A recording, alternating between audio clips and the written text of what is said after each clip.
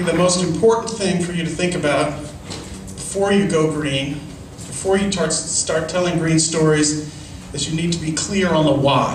Why should you tell a green story?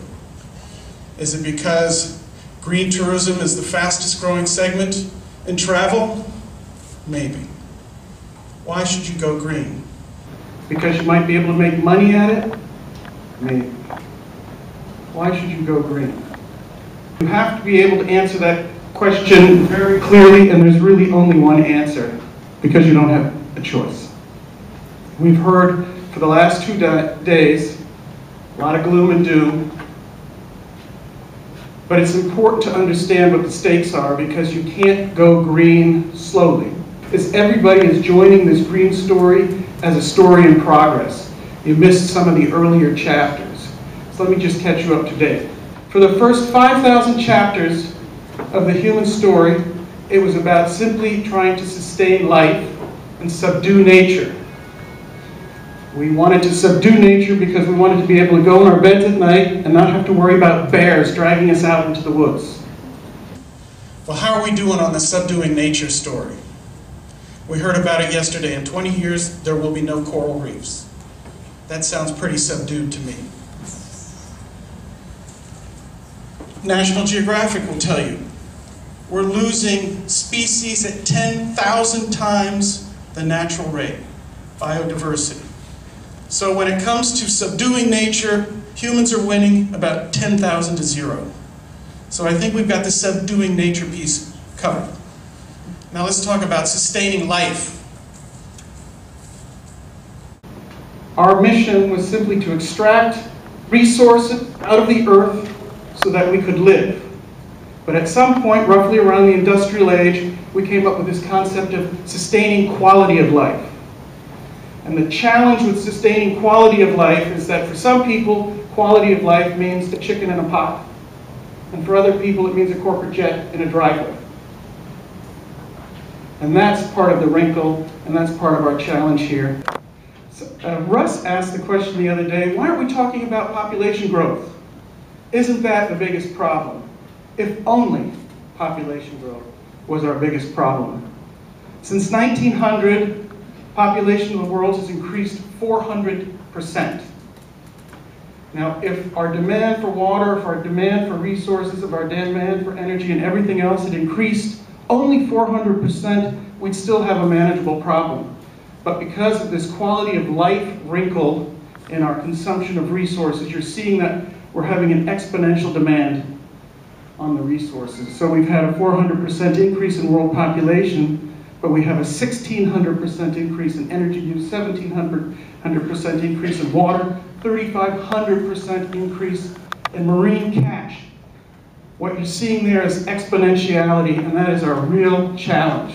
It's not just that we're demanding more resources, but the demand for those resources is accelerating. And that's why none in this room, no one really on the planet has any choice but to go green.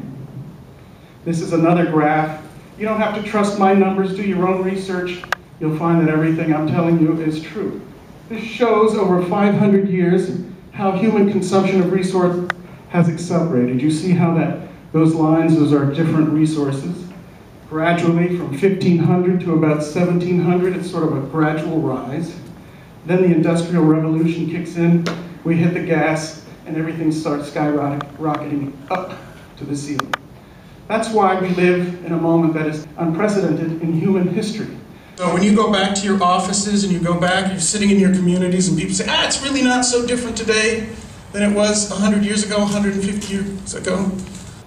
Those people do not know what they're talking about. They do not know. They are uninformed. And part of telling your green story is informing people who are uninformed what the stakes are, and they couldn't be more serious. The UN tells us that if we keep business as usual, we're going to need 4 planets by 2050. 4 planets. Anybody have a planet stashed away in the backyard?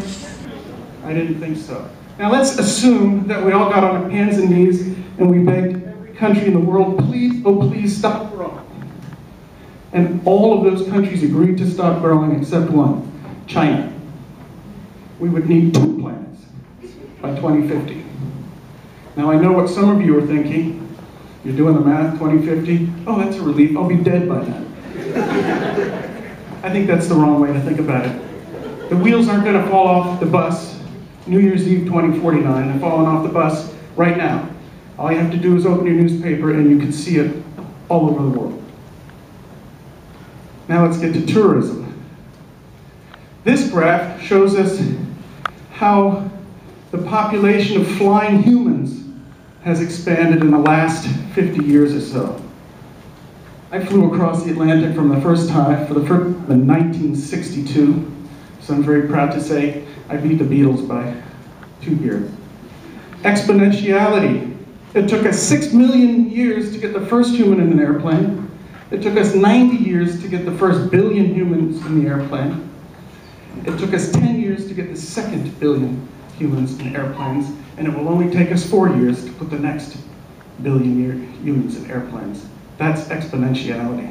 That's our problem. It's not population growth, it's exponentiality. And we've got to change beliefs and we've got to change behaviors in order to do that. And tourism is a part of this problem because tourism has this message of indulge, indulge, indulge. Use it up, party up.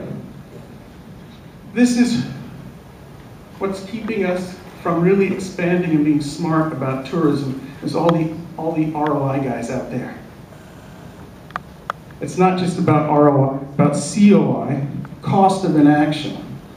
All right, so I want to echo what Russ and Alice said, keeping it simple. Complexity doesn't work when you're telling green stories. And my $2 million charge is that there are really only two motivations in the world. There's love and there's fear. Now, a lot of people have been telling this green story of love your planet, save your planet, love the whales, do that. You can look at all the studies. That story is no longer resonating. We need to move to something else. My feeling is people are fearful about the future. Why do people want to go green? Because they're fearful about the future. And your opportunity with your green story is to reassure people that there's a bright future out there waiting for us if we all can wake up. Here's some of the assumptions. I can go green alone? No, you can't. This is what going green alone looks like. Grenada is a small country. You probably have 5,000 green plans going on in this country. It's the most inefficient, ineffective, and unlikely to deliver results. Where you have to unite. It's one country. You're all going to have 5,000 different impacts of climate change? No, you're going to have one shared future. Get together and develop your plans. This is what you want to do. You need to all be efficient. If they said there was a hurricane coming, do you all run away and develop your own anti-hurricane plans? No. How do you develop a shared plan? I'll show you just a few tricks. These are ways to have this conversation in your own businesses. You know, you've been to the doctor, you put some lenses in your eyes. Is this better? Is this worse? Is this better? Is this worse? Play this game. Okay, when we're talking about a green future, what's our vision? Is it this? Is it this? Is it this? Is it better? Better? Better? Better? Have a conversation. Have a conversation. And then put some questions in front of people. Have them fill out a little simple questionnaire. 10 jobs are worth more than 10 acres of mangroves. Strongly agree, strongly disagree. Okay? If you strongly agree with that, there's an education process there in terms of the ecosystems of mangroves. Now, I'll wait for green demand to build. You can't do that. The only green strategy that works is when you lead it yourself, and here's why. If you were an early adopter, 2000, you did some amazing green action, and then you didn't do anything new, the standard for green keeps changing. You started out as a leader. If you don't keep improving, you become a loser. You have to lead the charge. Don't wait for anybody else. Don't sell me, involve me. I love this. This is a little sticker around light switches. If you're telling your green story, don't bury it in a paragraph. Surround your customers with your evidence of your commitment to green. Don't be preachy about it. Involve people in it. And surround them with your story. Years, I know that we've all struggled with this. It's about jobs or it's about trees. It's about jobs, it's about mangroves. That is an old way of thinking about this. We have many more innovative ways designed now that people go, maybe we can make buildings work like trees. And they can. Develop this is not a serious ad, but as a part of your conversation that needs to take place, you can begin to paint what's the future, what's the story we would like to tell when we're successful, when we reach our green goals. And I'm going to stop there. Thank you.